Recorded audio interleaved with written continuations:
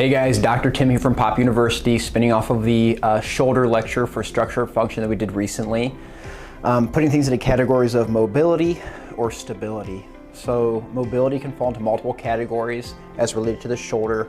One's your thoracic spine, so here are 2 movement hacks that you guys can do to open up the T-spine related to keeping the shoulder healthy and keeping everything open in overhead position. So one thing you can do, and I would do them in this order, is using a foam roller, but in a more of a non-traditional way, and taking it and placing it right at the start of your rib cage, taking your hands and going across your chest, giving an inhale, giving an exhale and going into extension.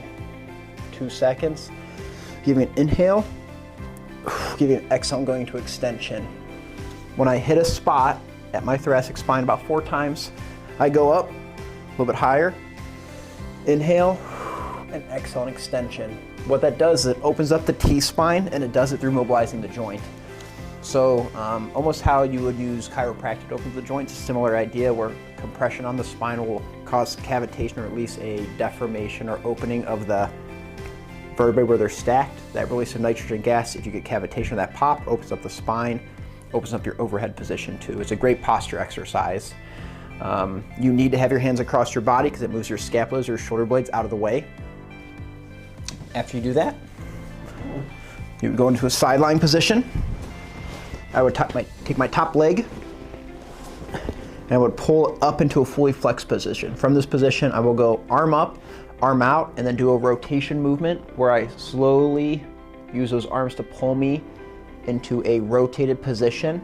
The key here is the higher your knee is up, the more you'll lock out the lumbar spine and feel it in your thoracic. So if I'm pretty low, and I go in this position, I rotate back, I get a lot of lumbar. If I take this leg and I move it up, do the same motion, I get way more thoracic into a rotation pattern. So not just that extension mobilization, but a rotation pattern. That's more of a stretch. Stretches are held for deformation purposes about 20 to 30 seconds. So you got 4 reps per area with the foam roller into extension, and you have maybe 2 rounds, 3 rounds of 20 to 30 second holds into rotation both direction though. So that's a good way to start mobilizing your thoracic spine.